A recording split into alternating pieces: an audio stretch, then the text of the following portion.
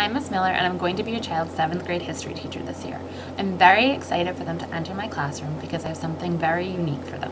I have a flipped classroom. You may have never heard of this before, and so I thought I'd put together a brief presentation on what a flipped classroom is and what mastery-based grading is. Before I can talk to you about what a flipped classroom is, we need to define a traditional class.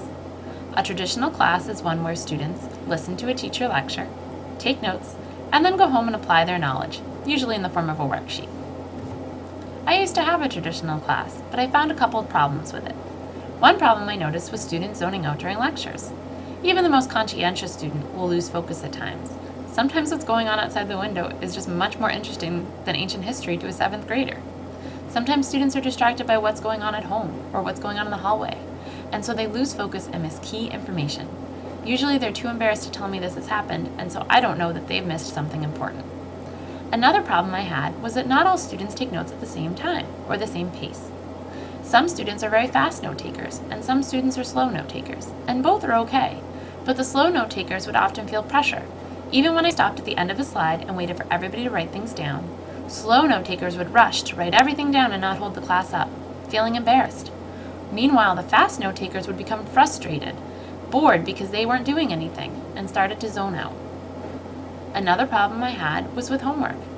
I realized that if a student missed something in class or didn't understand what we talked about in class, how are they going to understand the homework? And I wasn't going to be there to help them. Oftentimes, I'd have students email me questions, but sometimes I didn't see them till late at night. I had to think of a better way to do this. Another problem is that there's no personalization. I have almost 100 students, so one-on-one time in a traditional classroom is nearly impossible. By the time we're done lecturing, students are flying out the door. Finally, when a student is absent in a traditional class, it becomes very difficult for them to make up the work. They've missed an entire day's worth of content, and so they are stuck behind everybody else. And sometimes they never catch up by the end of the term, and that can be the difference between the grade they wanted and the grade they got. Okay, so what is a flipped class then, and how is it going to fix all this? Well, in a flipped class, students receive lectures at home via video, just like I'm talking to you now. And they do the application part, what used to be homework, in class. But we don't just do worksheets. So what do they do at home? Well, each week students watch 2 to 3 10-minute lecture videos.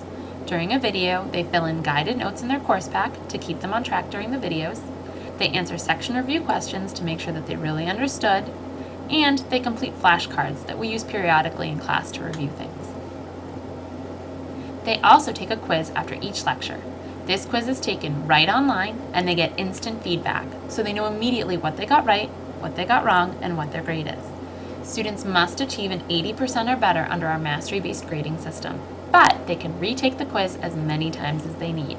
So if they got, for example, a 60, they could rewatch the video and then retake the quiz.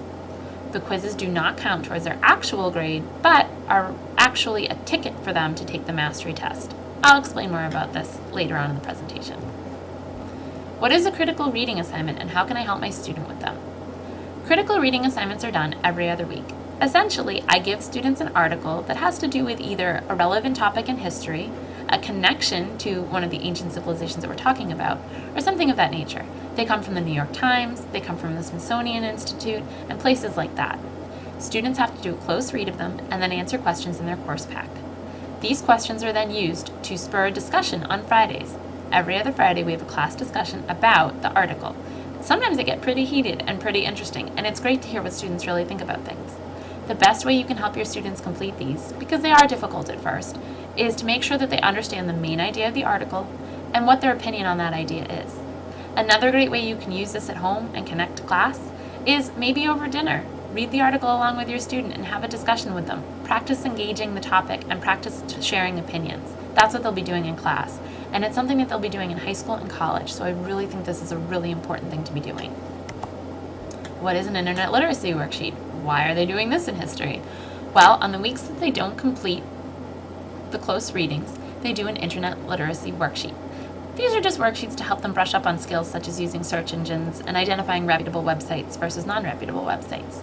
They use these skills to research their projects for history in class, but also they'll use them the rest of their lives in different subjects and finally when they enter the workforce. So what do they do in class? Well, Each day, students watch CNN Student News for the first 10 minutes of class. It's a really great newscast geared towards students, which covers the major headlines of the day in a way that's appropriate and that they understand. The anchor is Carl Azuz, and many of my students think that his corny jokes are really funny and tend to really like him. They also, during the newscast, respond to a media literacy question of the day. This question is related to the newscast or a story within the newscast, and it's designed to help them analyze the news and analyze media sources. What else do they do during class? They don't just watch the news. Well, the rest of the period is spent working on their weekly projects. Each week, students are assigned one of 5 projects. These projects range from art projects to writing projects, and they're designed to help a student research and dig a little bit deeper into a topic that they're interested in. The topics are based on the lecture videos from that week. Students sit and work collaboratively in groups, but at the end of the week, they have their own project to turn in. We all know the disastrous groups where one student does all the work and everybody else gets a free ride. That doesn't exist in my class. Everybody does their own project, but they're encouraged to get up, walk around, and share ideas.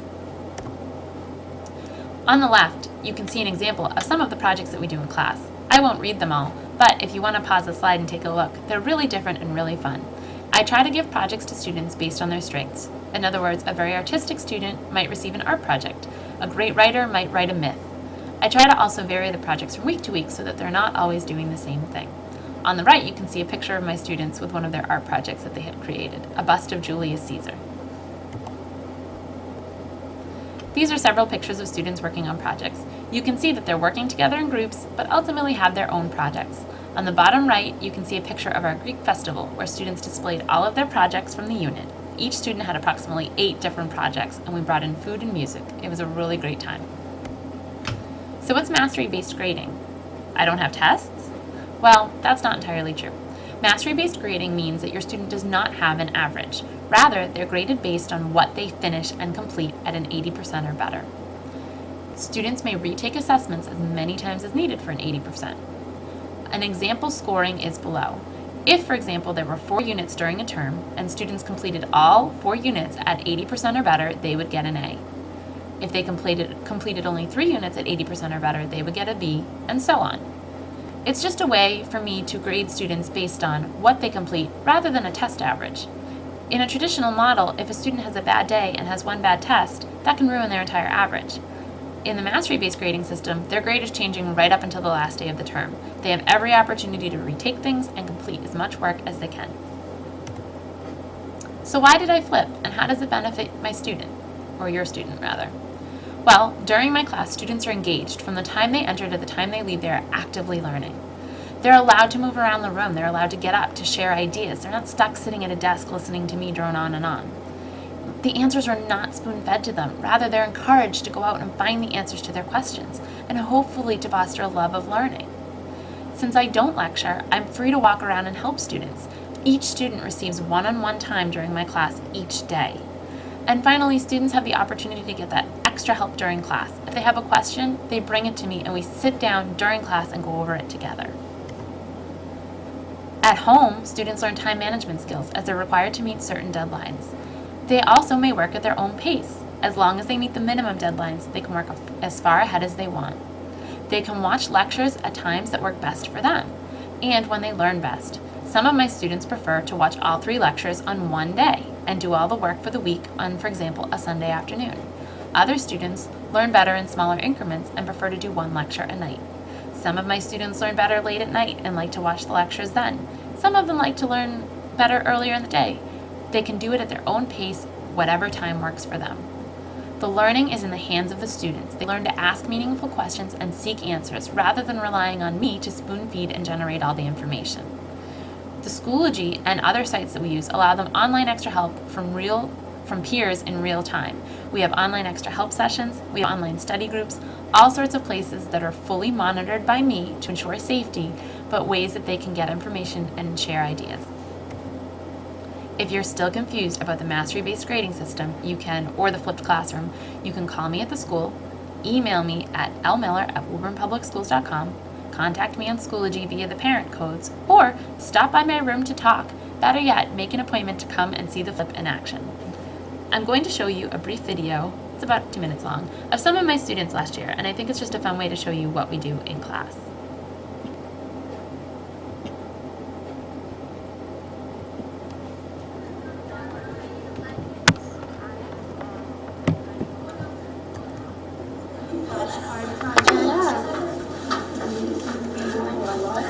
What are you supposed to do? You have to pick 4 places of interest and write facts about them. What are you guys working on? I had to screw pasta in. Can't believe that. What are you working on, Delia? Writing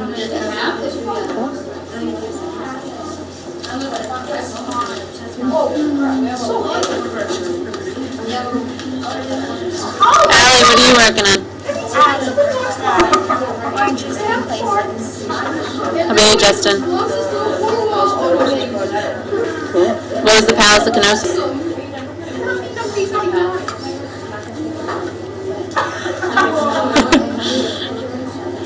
Alright, what are you working on, Max? What was the labyrinth? Where was it? In Crete, yeah. You doing the same thing, Collins? You guys are all working on the labyrinth? Yes, and we're bouncing off ideas. Cool. What are you guys working on? I'm doing the that. And what is it supposed to show? Like different details about things.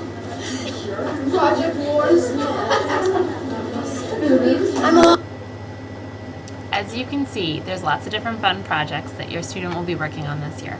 I'm very excited to have them in class, and again, if you have any questions, please don't hesitate to contact me.